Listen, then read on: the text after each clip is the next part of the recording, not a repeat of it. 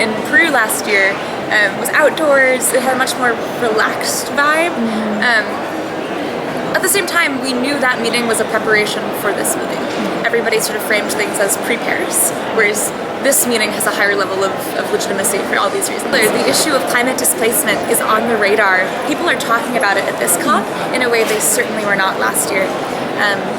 Last year there were a couple of side events here or there. A few ministers mentioned something and it was always in passing, whereas this year there are over 10 side events focused specifically on this issue. President of France, Hollande, and also President Obama of the United States both explicitly mentioned climate displacement in their speeches. And over 18% of the INDCs, of the preparations that countries came to this COP with, actually mentioned human mobility, which is a good sign compared to years past. Loss and damage is a hot topic this year. It's a very sticky subject, in part because the United States has promoted this exclusionary text saying there should be no compensation or liability now and forever.